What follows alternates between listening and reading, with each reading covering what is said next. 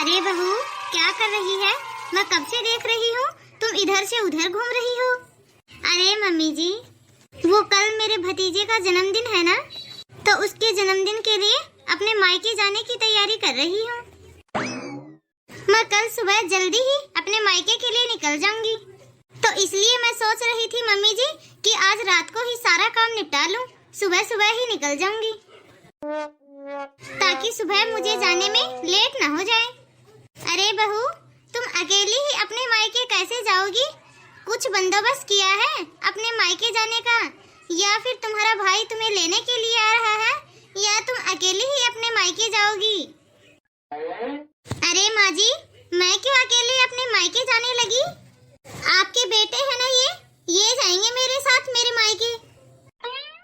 अरे बहू, मेरे बेटे को तो तुम्हारे मायके वालों ने इनवाइट ही नहीं किया। बिगर इनवाइट किए यदि ये अपने ससुराल जाएगा तो मेरे बेटे की इज्जत नहीं घट जाएगी। आखिर ये जवाई है उस घर का। अब पता नहीं माँ जी ये यहाँ बैठी बैठी क्या नया बखेड़ा खड़ा कर रही है। अरे माँ जी, आपसे किसने कहा कि भैया ने इनको इनवाइट नहीं किया? अभी तो आपके सामने मेरे पास भैया का फोन आया था। इन्होंने खुद ने ही भैया से बात की थी फोन पर। भैया ने इन्हें ही खास तौर पे बात की थी, वो भी सिर्फ कल के लिए। आए हाय, ऐसे भी कोई इनवाइट किया जाता है, वो भी इकलौते दामाद को? तुम्हारे मायके में क्या ये सब ही किया जाता है? दामाद को इसी तरह से बुलाया जाता है? हे भगवान, हमने तो ऐसा आज तक ना ही तो कहीं सुना है और ना ही कहीं हमने देखा है। दामाद को न्योता देने के लिए तो खास तौर से बेटी के ससुराल आना पड़ता है, लड़की के मायके वालों को। ज्यादा दूर तो है ही नहीं तेरा मायका, सिर्फ आधे घंटे का ही तो रास्ता है तुम्हारे मायके का।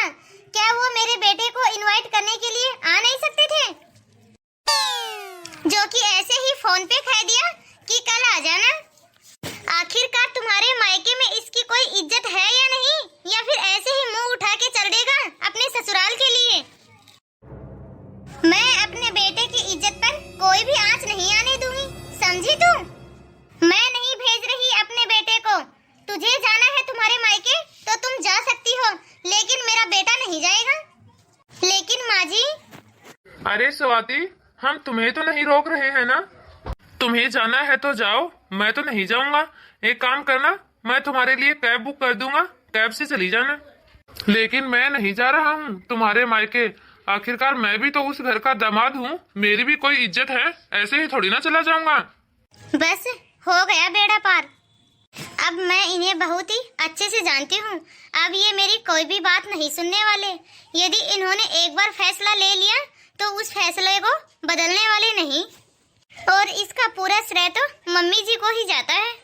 वरना फोन रखने के बाद तो इन्होंने ही मुझसे कहा था कि अपने मायके जाने की तैयारी कर लो, कि कल सुबह जल्दी निकलेंगे।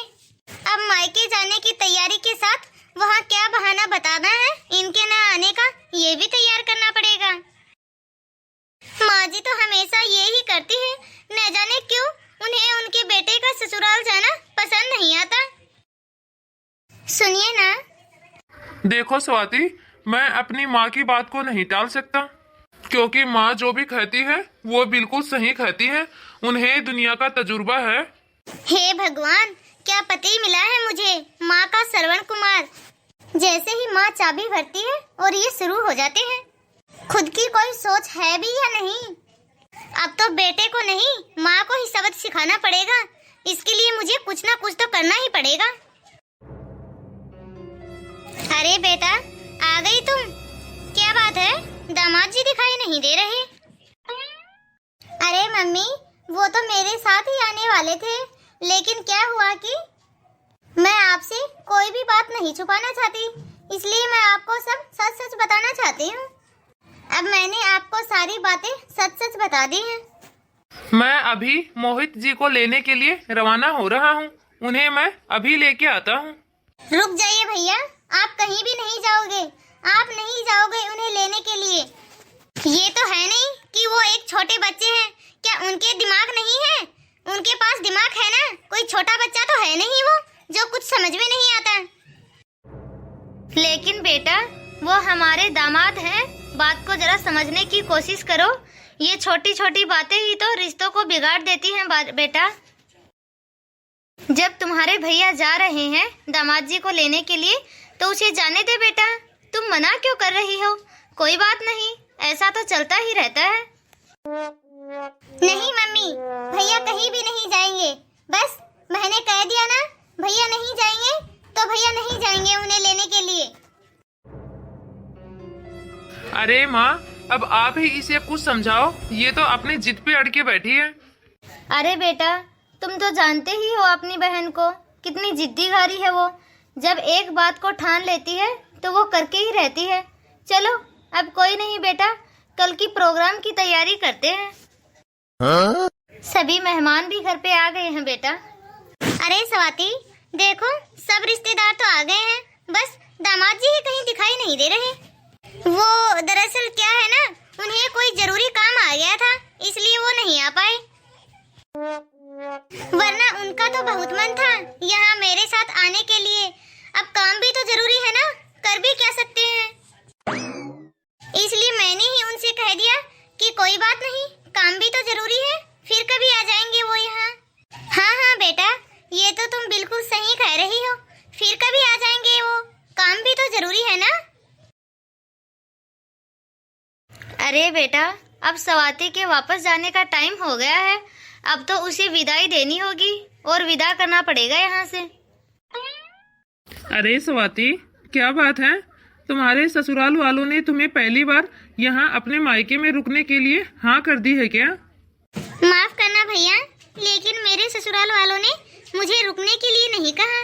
अब आप तैयार रहना, अभी थोड़ी ही देर में आपके पास फोन आ जाएगा। अरे दीदी, आखिरकार आपके दिमाग में चल क्या रहा है? अरे कुछ भी तो नहीं भाभी, बस उन लोगों को इतना सा याद दिलाना है कि वो यदि इस घर के दामाद हैं तो मैं भी तो उस घर की बहू हूँ। बस आप लोग मेरा थोड़ा सा साथ दे देना। हाय राम लड़की, तू करना क्या चाहती है? कहीं लेने के देने ना पड़ जाए। अरे बेटा, यूं ससुराल वालों को नाराज करके ऐसे कैसे? अरे माँ, अब आप बस चुप करो, आप भी सोओ और मुझे भी सोने दो। बस मैंने आप सबसे बोल दिया ना कि मैं नहीं जा रही अपने ससुराल। अरे माँ, अब आप परेशान मत हो, स्वाति बोल रही है ना कि वो सब कुछ संभाल लेगी। अरे ये तो स्वाति का फोन है, मुझे लग रहा है वो यहीं भूल गई इस फोन को। प्रणाम कुंवर साहब, स्वाति तो अभी सो रही है। क्या बात है, आज वो वहीं रुक रही है? उसने बताया नहीं? वो सब तो हमें पता नहीं, वो तो अभी सो रही है, इसलिए हमें लगा कि आपने ही रुकने की इजाजत दी होगी। यदि आप कहो तो मैं अभी स्वाति को उठा देता हूँ। अरे नहीं नहीं, अभी तो उसे सोने दीजिए, मैं कल बात करता हूँ उससे। अरे मम्मी, स्वाति आज अपने मायके में ही रुकेगी। मैंने अभी उसके पास फोन किया था तो उसके भैया ने फोन उठाया था। वो बोल रहे थे कि स्वाति अभी सो रही है। मायके में जाने के बाद उसके बहुत पर निकल आए हैं। देखो तो सही, उसकी हिम्मत इतनी बढ़ गई है कि उसने मुझसे एक बार पूछना भी ठीक नहीं समझा कि वो मायके में रुके या नहीं। हमारी तो अब इतनी सी भी इज्जत नहीं रही। अरे मम्मी, अब आप ये सब बातें छोड़ो, मैं कल सुबह बात करता हूँ स्वाति से। हाँ बेटा, यहाँ तुम्हारी माँ जो बैठी है घर का काम करने के लिए, वो तो अपने मायके में जाके बैठ गई। उसने तो एक बार ये भी नहीं सोचा कि तुम्हारी सास बूढ़ी है, वो घर कैसे संभालेगी। अरे मम्मी, आप शांति बनाए रखो, सुबह का काम तो मैं करवा दूंगा। अरे स्वाति, ये क्या हरकत है? तुम अपने मायके जाकर क्यों बैठ गई? अरे मैं कोई अपने मायके जाकर नहीं बैठी हूँ, वो तो मेरे भाई ने मुझे न्योता दिया था, इसलिए मैं यहाँ अपने मायके आई हूँ। अच्छा अच्छा, वो सब तो ठीक है, सुबह का काम तो मैंने करवा दिया है, लेकिन फिर भी परेशानी तो हो रही है ना। अब तुम जल्दी से घर वापस आ जाओ। देखिए जी, अब आप मुझे लेने मेरे मायके आओगे तभी मैं वापस अपने ससुराल आऊंगी। अरे तुम ये क्या बोल रही हो? मैं तुम्हें लेने के लिए तुम्हारे मायके क्यों आऊँगा? बस अब मैंने आपको बोल दिया ना कि आप मुझे लेने के लिए आओगे तभी मैं वापस आऊंगी। यदि आप मुझे लेने के लिए नहीं आओगे तो मैं नहीं आऊंगी। अरे बेटा, ना मुझे फोन दे, मुझे बात करने दे बहू से। मैं भी तो बहू से पूछूं कि ये क्या नाटक लगा के रखा है उसने। ये क्या नया नाटक लगा के रखा है बहू तुमने? जैसे अपने मायके गई थी वैसे ही घर वापस आ जाओ। ये कोई नाटक नहीं है मम्मी जी। अब तो मैं अपने ससुराल तभी वापस आऊंगी जब आपके बेटे मुझे लेने के लिए आएंगे। क्यों, तुमने ऐसा कौन सा अनोखा नया काम कर दिया जो कि तुझे लेने के लिए मेरा बेटा आएगा? अब तुम्हारी शादी को 3 साल हो गए हैं बहू। अब तुम नई नवेली दुल्हन तो हो नहीं जो तुम्हें लेने के लिए मैं अपने बेटे को भेजूं। क्यों माँ जी, अब शादी के 3 साल बाद मैं पुरानी हो गई क्या? और आपका बेटा कौन सा नया है? आपका बेटा जवाई है तो मैं भी तो उस घर की बहू हूँ।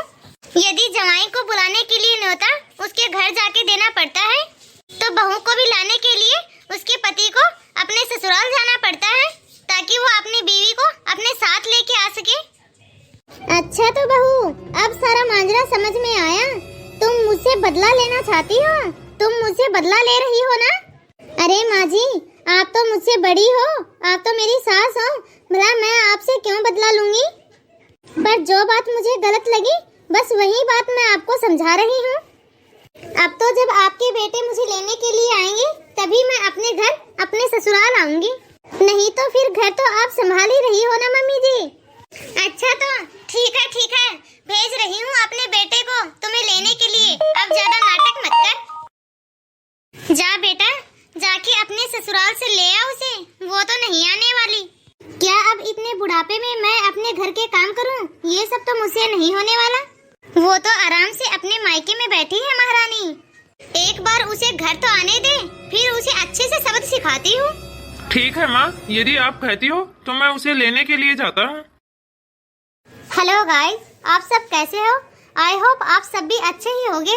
आप सभी को यह स्टोरी कैसी लगी कमेंट बॉक्स में अपनी राय जरूर दें। आपको यह स्टोरी जरूर ही पसंद आई होगी। यदि आपको यह स्टोरी पसंद आई हो तो इस वीडियो को ज्यादा से ज्यादा लाइक और शेयर करें और हमारे चैनल को भी सब्सक्राइब कर लीजिए, क्योंकि ऐसे ही नए वीडियो आप तक पहुंचते रहें और आपके एक लाइक और एक शेयर से हमारा भी मनोबल बढ़ता रहे। इसीलिए तो हम रोज रोज आपके लिए नए टॉपिक पर वीडियो लाते रहते हैं। तो ठीक है दोस्तों, तब तक के लिए आप इस वीडियो को देखें और एंजॉय कीजिए। हम आपसे मिलेंगे नेक्स्ट वीडियो में। तब तक आप अपना ध्यान रखिए और दूसरों को भी प्यार बांटिए।